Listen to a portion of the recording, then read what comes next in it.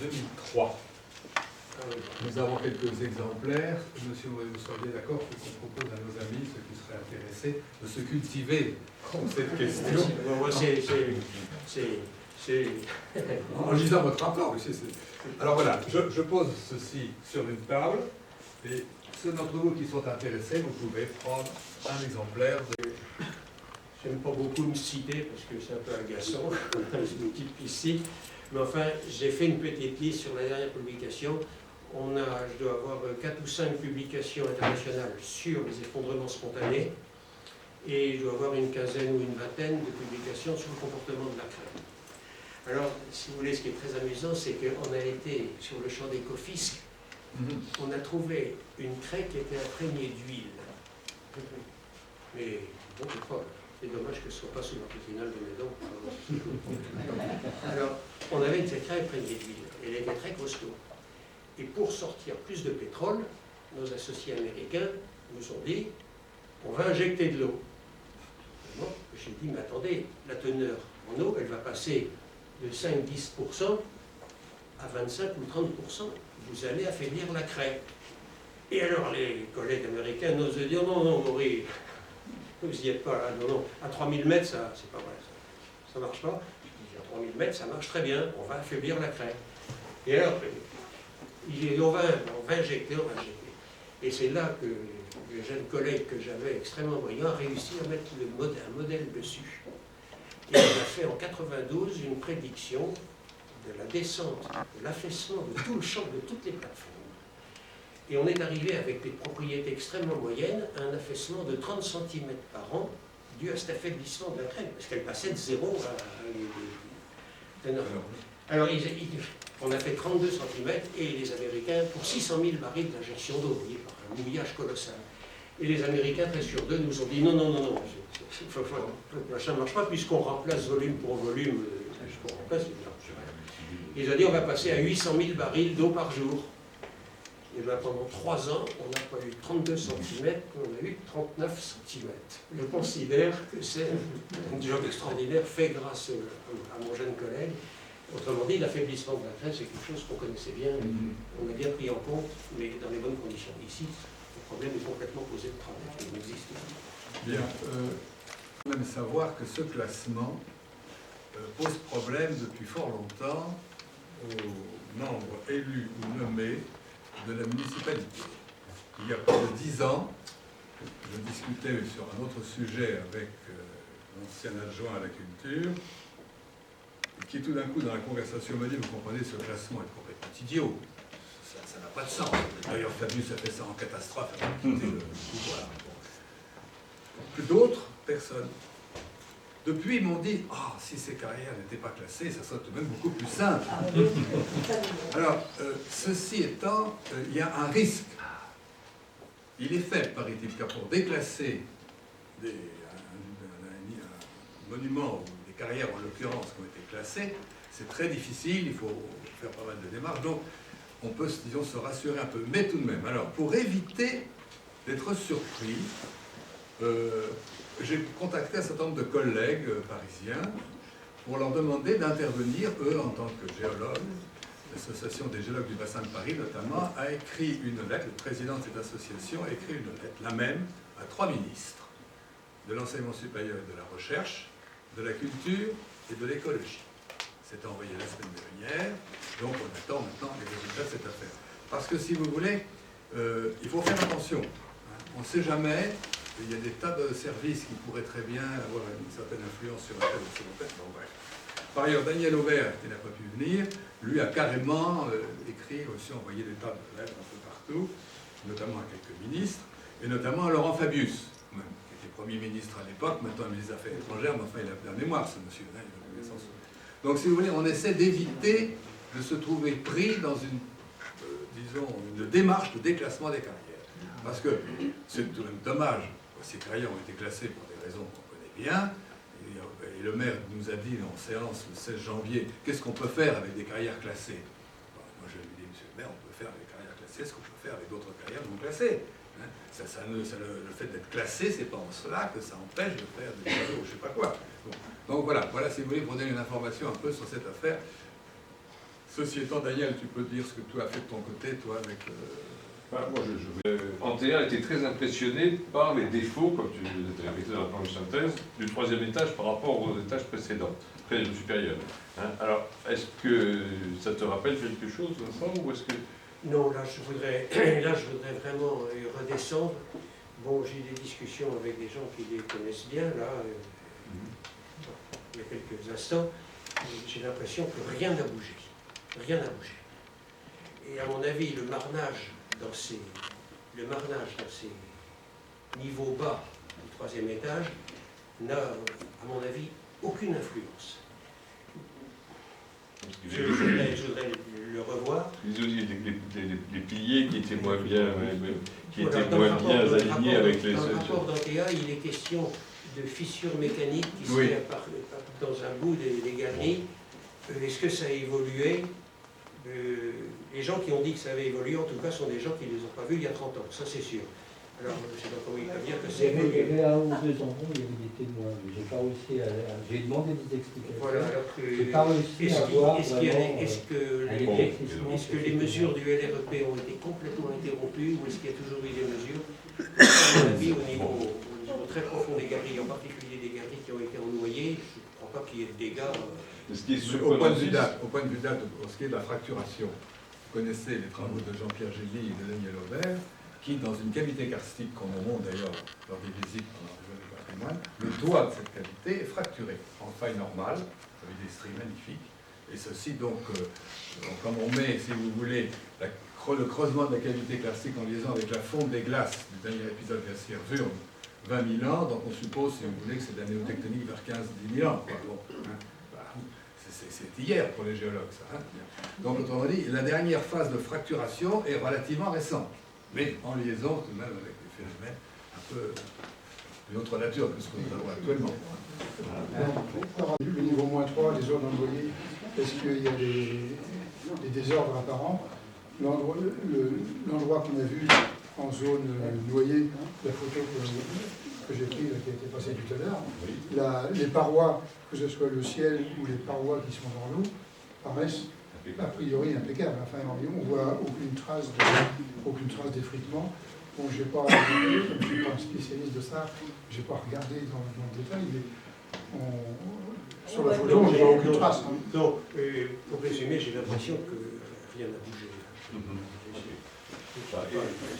Et qu'elles sont bien mal respectées, parce que moi, c'est ce qui me surprend, c'est pour avoir beaucoup travaillé sur les dossiers dans le cadre des contentieux. Hein, j'ai toujours vu que qu'il y avait des mesures de surveillance qui étaient prescrites soigneusement. Elles sont faites par la SNCF pour ces piliers, elles sont faites par l'inspection générale des carrières qui passe régulièrement, ils nous l'ont même écrit, et elles sont faites aussi par le laboratoire de l'Est parisien, qui s'appelle maintenant CETE, qui est censé aussi faire un rapport tous les ans. Je me demande effectivement où sont les traces de ces vérifications continues pour que d'un seul coup on se fasse peur comme ça. Voilà, bon, c'est un peu surprenant. Alors il n'y a pas d'entretien, on est censé faire des mesures de surveillance continue parce que tout de même le principe de précaution s'impose, tout de même, surtout avec ces deux viaducs SNCF côte à côte, mais aucune trace visible de toutes ces mesures de surveillance. Les viaducs étaient en réparation pendant des années. Je ne suis pas à la SNCF. Chacun ses moutons. Pas dessous. On a parlé d'un petit front de falaise qui a été remanié. Il y a un escarpement, il y a un front de falaise. Bon, mais enfin, vous avez cette zone-là et bloqué le drainage. C'est la terrible. Oui, bloquer le drainage. Il y a bloqué le drainage, c'est des bleus. C'est là où c'est un peu... Jusqu'au développer de l'activité économique, c'est un périmètre beaucoup plus large que celui des carrières classées, et c'est un périmètre qui englobe la partie effondrée. Alors, que faire aujourd'hui pour pouvoir construire des immeubles lourds de 5 ou 6 étages sur les parties effondrées? Quelles sont les préconisations aujourd'hui des mécaniciens des roches? Alors là, je n'ai pas rien classé. Oui, tout à fait. Il y a un problème de stabilité des carrières effondrées. Là, à mon avis, il faudra envisager des fondations profondes, assez lourdes. Il faudra traîner, essayer probablement de faire du reblayage. À mon avis, pas faire d'injection, mais essayer d'arriver à faire peut-être un éclairage complet, mais enfin, c'est les recommandations des C'est ça, a priori, c'est le métier de Fugro et Antea, c'est leur métier. c'est le métier, oui, c'est le métier, oui. Bon, bah, monsieur... D'accord. Bon, la plan local de l'habitat de notre communauté d'Agneaux est issue d'une démarche partie en 2008, fin 2008, avec le CAE, le Conseil d'architecture, urbanisme et environnement des Hauts-de-Seine, dans avec des principes qui convenaient tout à fait aux associations. Donc en quelque sorte, c'était la fin du conflit sur les permis de construire délivrés sur la colline entre Villeurbanne et la ville. Donc on est parti d'attaque. Le maire a créé un conseil consultatif. On verra tout de même que le conseil consultatif, ce n'est pas un atelier d'urbanisme, ce n'est pas non plus une démarche participative. Enfin, c'était tout de même quelque chose qui est parti. On est parti dans la bonne humeur, avec des séances assez intéressantes et un peu interactives, même si aujourd'hui, avec du recul, on voit qu'on n'a pas pu faire beaucoup évoluer le projet. Mais ce qui s'est passé, c'est que de façon presque subreptice, entre 2010 et 2013, l'esquisse du CAU est devenue le projet de la ville. Et aujourd'hui, la ville dit que ce projet qui est prêt à réaliser pour faire ces 3 logements, puisqu'il est contesté. Voilà. Alors, c'est là où je suis un petit peu gêné, c'est que c'est un projet, en fait, qui n'a jamais été mis vraiment à la question. Hein, il a été présenté en conseil consultatif, il y a eu des questions, des réponses, mais il n'a pas bougé. Voilà. Donc, là, je voudrais vous présenter assez rapidement... On ne peut pas dire ça, il a été adopté par l'ensemble du 28 novembre 2011. Et c'est aujourd'hui celui-ci qu'on trouve sur le site de la ville pour présenter ce projet qui, dans le PLH, est présenté comme un projet annoncé tout de suite, puisqu'il... Voilà. Et donc là, je voudrais seulement parce qu'il y a 46 vues, c'est un peu long, j'en ai sélectionné 8, une dizaine, pour faire quelque chose de simple, les points positifs, les points négatifs. Alors, le premier point positif de ce projet, c'est que c'est une approche globale de la colline, enfin globale dans la limite de ce périmètre, mais évidemment, il ne pouvait pas englober le musée Rodin, encore qu'on verra que le musée Rodin, comme le parc du musée Rodin a été en fait pris en compte par le CAUE. Et ça, c'était le périmètre initial. Et alors, ce qu'on voit bien, c'est que la partie des carrières classées, c'est moins de la moitié du périmètre d'études.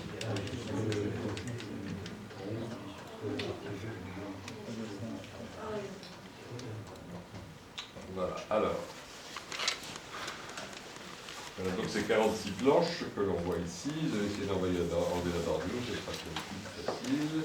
Fichier masqué. Ah oui, mais si j'ai plus des numéros de planches, ça va plus. Ah si, elles sont en bas. Ça va. Hop.